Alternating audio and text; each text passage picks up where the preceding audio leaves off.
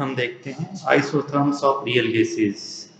Isotherms क्या होते हैं? अगर हम टेम्परेचर को कांस्टेंट रखें और प्रेशर और वॉल्यूम के बीच में ग्राफ खींचें तो उस ग्राफ को हम आइसोथर्म कहते हैं। समतापी वक्र यानी ताप को हम कांस्टेंट रखते हैं, समान रखते हैं और प्रेशर और वॉल्यूम के बीच में ग्राफ खींचते हैं। तो आज हम देखते हैं रियल गैसेस के लिए समतापी वक्र। यहाँ हम CO2 के लिए समतापी वक्र देख रहे हैं। इधर हमने प्रेशर लिया है, इधर हमने वॉल्यूम लिया है। देखिए ये एक ग्राफ है ABCD। ये जो ग्राफ है ये 13.1 डिग्री सेल्सियस के ऊपर लिया गया है।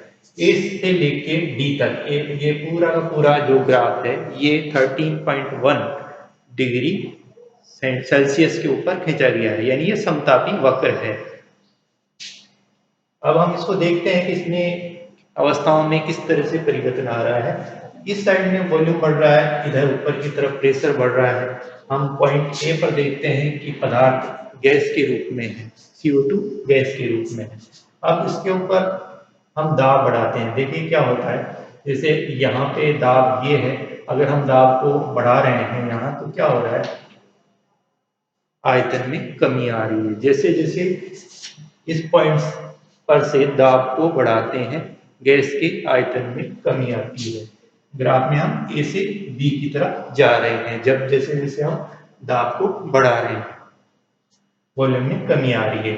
हम देख रहे हैं B पॉइंट पे आने पर गैस का लिक्विफिकेशन चालू हो जाता है, गैस लिक्विड में परिवर्तित होना शुरू हो जाती है और फिर गैस का जो वॉल्यूम है वो तो कम हो रहा है, लेकिन दाब के अंदर कोई परिवर्तन नहीं आता। ये जो लाइन है हम देख रहे हैं B से C तक हॉरिजॉन्टल लाइन है। आयतन में कमी आ रही है लेकिन दाब में कोई परिवर्तन नहीं आ रहा है। B पर द्रवीकरण शुरू हो जाता है गैस का और C पर कंप्लीटली उसका द्रवीकरण हो चुका होता है। अब हम इस पॉइंट पे हम देखते हैं, अगर हम दाब को और बढ़ाएं, दाब को बढ़ाएं क्योंकि ये जो गैस है CO2 ये पूरी तरह से द्रव में चेंज हो चुकी है। तो अब दाब को बढ़ाने पर उसके आयतन में ऑलमोस्ट कोई चेंज नहीं आता। हम जानते हैं कि लिक्विड के ऊपर प्रेशर अगर हम अप्लाई करते हैं तो ऑलमोस्ट इसके आयतन में कोई परिवर्तन नहीं आता या बहुत कम परिवर्तन आता है। तो ये जो है वो इस तरह का ग्राफ में प्राप्त हो रहा है। तो ये 13.1 डिग्री सेल्सियस के ऊपर ग्राफ है। अगर हम टेम्परेचर दूसरे टेम्परेचर पे देखें इसको 21.5 डिग्री सेल्सियस के ऊपर ग्राफ को देखें, हम यहाँ देखते हैं कि ये जो CO2 है ये गैस के रूप में है और हम इसके ऊपर जैसे जैसे दाब बढ़ाएंगे इसका आयतन कम होता जाएगा। यहाँ तक E से लेकर F तक आयतन में कमी आएगी, लेकिन F के ऊपर ये गैस द्रवीकृत होना शुरू हो जाएगी और F से G तक ये द्रवीकृत होती रहेगी। G पर कंप्लीटली द्रवीकृत हो चुकी होगी। इसके बाद हम और प्रेशर इसके ऊपर बढ़ाएंगे तो इसके ऊपर ऑलमोस्ट कोई इफेक्ट नहीं पड़ेगा। इस तरह से सीधा लंबवत ग्राफ हमें मिलेगा। हम टेम्परेचर को अगर 31.1 डिग्री सेल्सियस कर देते हैं तो हम देखते हैं ये जो हॉरिजॉन्टल पोर्शन है इसमें एक पॉइंट के रूप में आ जाता है। हम यहाँ देख रहे हैं हॉरिजॉन्टल पोर्शन 13.1 डिग्री सेल्सियस पे ज्यादा था, 21.5 पे कम हो गया और 31.1 पे तो ये एक पॉइंट के रूप में ही आ गया है। तो ये जो टेम्परेचर है 31.1 डिग्री सेल्सियस हम जानते हैं ये CO2 के लिए क्रिटिकल टेम्परेचर है। और अगर हम और अधिक टेम्परेचर के ऊपर ग्राफ खींचते हैं तो ये पोर्शन इसमें आता ही नहीं है। और हम देख रहे हैं ये जो ग्राफ आ रहे हैं ये इसके अंदर ये हॉरिजॉन्टल पोर्शन गायब है। ये जो इनकी शेप है ये हाइपरबोला शेप इनकी इस तरह से प्राप्त होती है। जैसे 48.1 डिग्री पे इसकी शेप इस तरह से बिल्कुल हाइपरबोला शेप मिल रही है।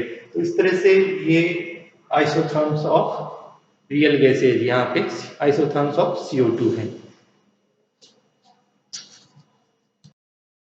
अब हम देखते हैं कंटिन्यूटी ऑफ स्टेट्स।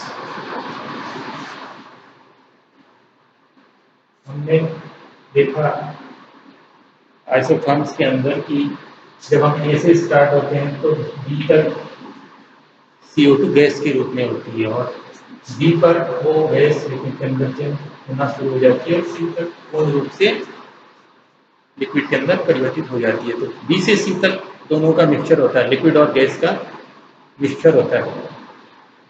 लेकिन हम अब एक विशेष केस देखते हैं। तो ये एक पॉइंट यहाँ लीजिए, यहाँ पर जो टेम्परेचर है ये हमने 21.1 डिग्री सेल्सियस दिया है। ये टेम्परेचर क्रिटिकल टेम्परेचर है,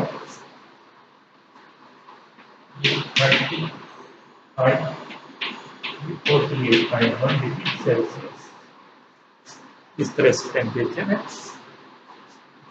यहाँ पे CO2 गैस के रूप में। अब हम इसके ऊपर इसका आयतन स्थिर रखते हुए इसका हम आयतन स्थिर रखते हैं, कांस्टेंट रखते हैं और टेम्परेचर को बढ़ाते हैं। देखिए क्या होता है, जैसे जैसे टेम्परेचर बढ़ेगा हम इधर जाएंगे। 48.1 पे मान लीजिए एन पॉइंट आ गया। अब हम यहाँ पे इसका प्रेशर कांस्टेंट रखते हुए इसका टेम्परेचर कम करते हैं। तो हम देखते हैं ये इस तरह से हम एन पॉइंट पे आएंगे, एल एन एन इस तरह से ये ग्राफ आ रहा है। लेकिन हम देखते हैं कि एकदम से यहाँ पूरी गैस लिक्विड के अंदर चेंज हो जाती है। जिस तरीके से क्रिटिकल सॉल्यूशन टेम्परेचर के नीचे जो ग्राफ, क्रिटिकल टेम्परेचर के नीचे जो ग्राफ था उसके अंदर ये हमें पता लग रहा था कि अब गैस लिक्विड के अंदर परिवर्तित होना शुरू हो गई है। इस वाले कंडीशन में ऐसा नहीं होता है, एकदम से सारी गैस लिक्विड के अंदर परिवर्तित हो जाती है। तो क्रिटिकल टेम्परेचर के नीचे अगर हम गैस को द्रवीकृत करते हैं तो हमें ये पता लग रहा है कि वो कब द्रवीकृत होना शुरू हो रही है।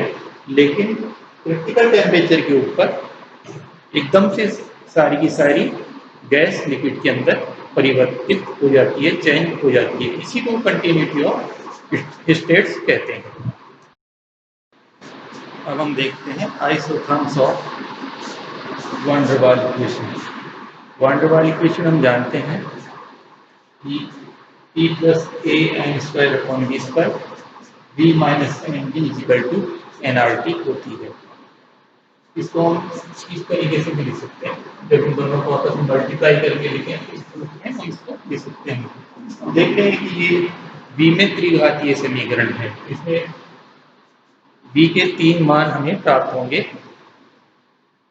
V के 3 मान हमें प्राप्त होंगे, एक रियल और 2 इमेजिनरी हो सकते हैं, तीनों रियल भी हो सकते हैं। इस तरह से अगर हम प्रेशर और वॉल्यूम के बीच में इस इक्वेशन के अनुसार ग्राफ खींचें, ये थ्योरेटिकल है, कि वान डेर वाल्स इक्वेशन के नाम से जानी जाती है, थ्योरेटिकल इक्वेशन है।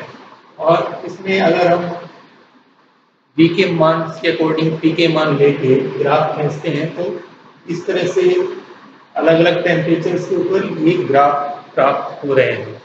ये एंड्रूज के द्वारा खींचे हुए ग्राफ हैं, उन्होंने प्रयोगशाला के अंदर ये ग्राफ खींचे। जैसे 15 डिग्री के ऊपर हम ग्राफ देखते हैं, इसका ग्राफ ABCD इस तरह से ग्राफ आ रहा है, इस तरह से ग्राफ आ रहा है।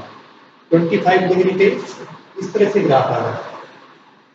अगर टेम्परेचर हम 31.66 यानी करीबन क्रिटिकल टेम्परेचर के और देखें तो ये ग्राफ बिल्कुल ये जो पोर्शन है वो पॉइंट के रूप में रह जाता है। अभी हमने आइसोथर्म्स ऑफ रियल गैसेस देखे थे, इसमें हमने देखा था कि ये जो पोर्शन है ये हॉरिजॉन्टल पोर्शन है, जबकि अगर हम वाटर वाल गैस इक्वेशन से ये पोर्शन देखते हैं तो ये हमें वेवी पोर्शन मिलता है इस तरह से। ये वेवी पोर्शन जैसे जैसे टेम्परेचर बढ़ा रहे हैं, जैसे 15 डिग्री सेल्सियस पे इतना था, अब 25 पे ये छोटा हो जाता है। जैसे उसके अंदर हॉरिजॉन्टल पोर्शन टेम्परेचर बढ़ाने पे कम होता जाता है, वैसे ही इसमें भी कम हो रहा है और 31.1 के करीबन ये वेवी पोर्शन एक पॉइंट के रूप में लगता है। तो इस तरीके से हम ये देख रहे हैं आइसोथर्म्स ऑफ वैन डर वाल इक्वेशन। अब ये एक्चुअली में इस तरह का वेवी पोर्शन एक्सपेरिमेंटली पॉसिबल नहीं है, क्योंकि अगर हम देखें यहाँ से आप यहाँ तक देखिए, यहाँ से यहाँ तक हम जाते हैं तो दाब में कमी आ रही है और आयतन में भी कमी आ रही है, जो ऐसा ऐसा अगर हम देखें तो पॉसिबल नहीं है, दाब में कमी और आयतन में कमी। लेकिन ये जो है ये ग्राफ, ये थ्योरेटिकल ग्राफ है जो वैन डर वाल गैस इक्वेशन से हमने प्राप्त किया।